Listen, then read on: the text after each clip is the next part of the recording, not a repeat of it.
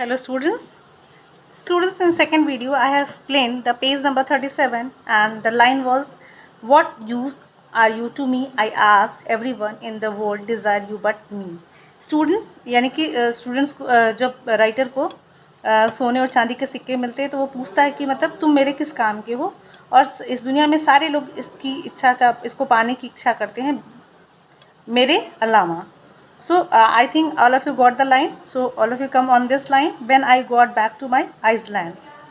Put your finger.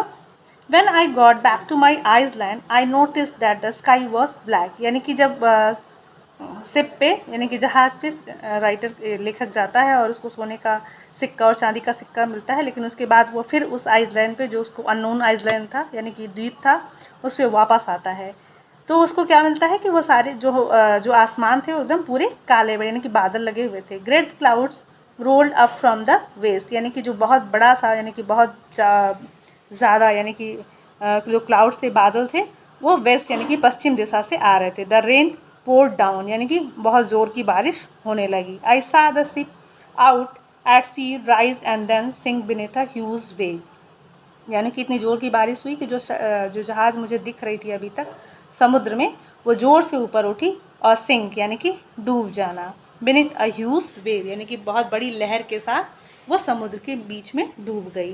During the next few month, यानी कि अब उसके बाद मैंने उसके कुछ महीनों तक I busied myself in making a house, मैंने अपने आप को किस में बिजी किया, अपने लिए एक घर बनाने में.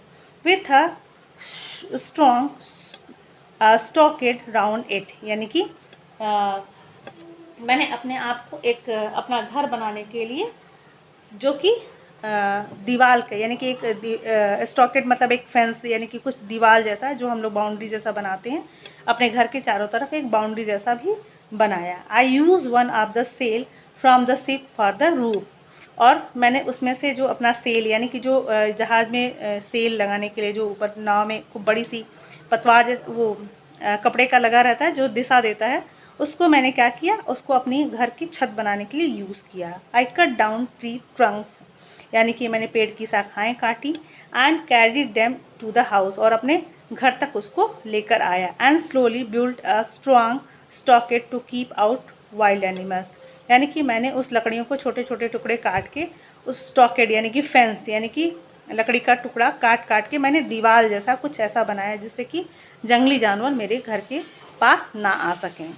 The month pass in the hard work, यानी कि कुछ महीने मेरे इस कठिन परिश्रम में बीत गए. And one day I set out to explore the whole Iceland, और एक दिन मैंने डिसाइड किया, एक्सप्लोर मतलब खोजना, यानी कि मैंने डिसाइड किया कि मैं अब इस आइसलैंड यानी कि इस द्वीप पे खोजूँगा कि यहाँ पे और क्या क्या चीज़ें हैं. The journey took me 3 days, यानी कि मुझे उस पूरे एक्सप्लोर करने में यानी कि उस द्वीप को जानने में 3 दिन लगे. And when I got to the other side of the Iceland, यानी कि मैं जब दूसरी तरफ यानी कि उस द्वीप के दूसरी तरफ गया, I found a delightful valley, यानी कि मुझे बहुत डिलाइटफुल मतलब सुंदर, ब्यूटीफुल, वैली मतलब घाटी, मुझे वहाँ बहुत सुंदर सी घाटी मिली. There was wild grass and limes, यानी कि वहाँ पे कुछ जो जंगली ग्राफ्स थे यानी कि अंगूर थे, लाइम्स यानी कि नींबू वगैरह थे. And I collected a quantity of these and took them back to my house, मैंने वहाँ से उनको बहुत सारी मात्रा में कलेक्टेड अ क्वांटिटी यानी कि बहुत अधिक मात्रा में मैंने उनको कलेक्ट किया, इकट्ठा किया. And took them back to my house, और उनको मैं अपने घर लेकर वापस आ गया.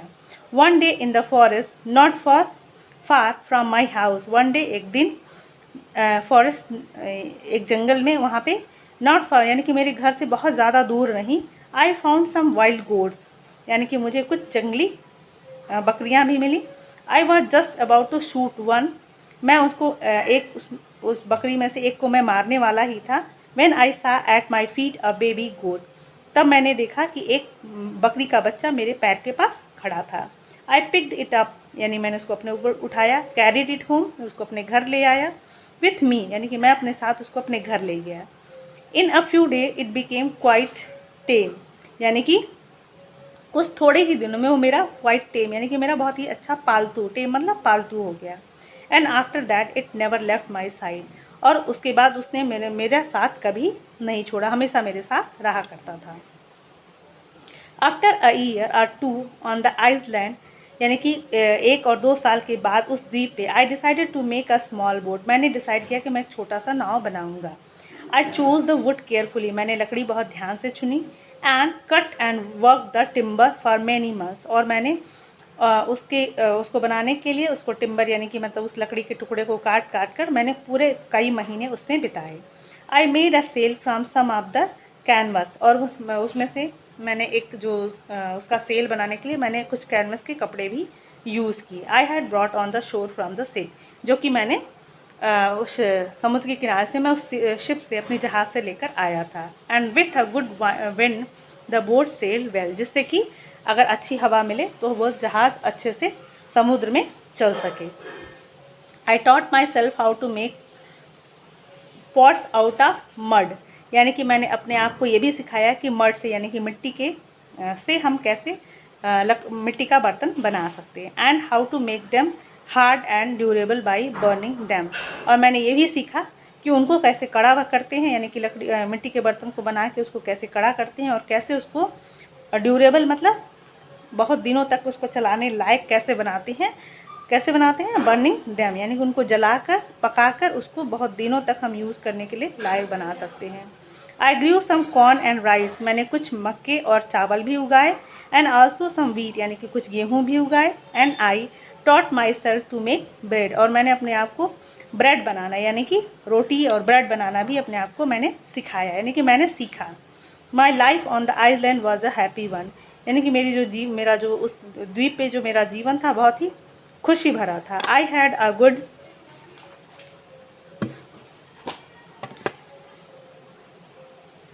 House, plenty to eat and plenty to work to do, मेरे पास एक अच्छा सा घर था। प्लेंटी टू ईट यानी कि बहुत ज़्यादा खाने को भी था। एंड प्लेंटी यानी कि मेरे पास plenty to work to do, यानी कि मेरे पास बहुत सारे काम भी थे जो करने को थे। One day I was walking along the sea, एक दिन जब मैं उस समुद्र के किनारे टहल रहा था, उस thinking about my home across the sea, यानी कि समुद्र के उस पार जो मेरा घर था मैं उसके बारे में सोच रहा था। When I suddenly look down, जब मैंने बहुत अचानक मैंने नीचे देखा, there on the sand in front of me, उस सैंड पे यानी कि उस बालू वाली ज़मीन पे मुझे कुछ दिखा, मेरे सामने कुछ था। वॉज अ क्लियर फुटप्रिंट, क्या था? फुटप्रिंट यानी कि किसी व्यक्ति के फुटप्रिंट थे, यानी कि पद चिन्ह, पैरों के निशान थे। इट वॉज नॉट माइन, जो कि मेरे नहीं थे। But the footprint of another man, यानी कि कुछ एक किसी दूसरे इंसान का मैंने पद चिन्ह यानी कि पैरों के निशान देखे, जो जिससे कि मुझे ये एहसास हुआ कि इस द्वीप पे मेरे अलावा एक और भी कोई व्यक्ति यहाँ पर है। So students, I hope you all are understood this lesson. So read and watch the video, and 2 or 3 times watch the video, that you can understand the lesson. And after this I will give your written part.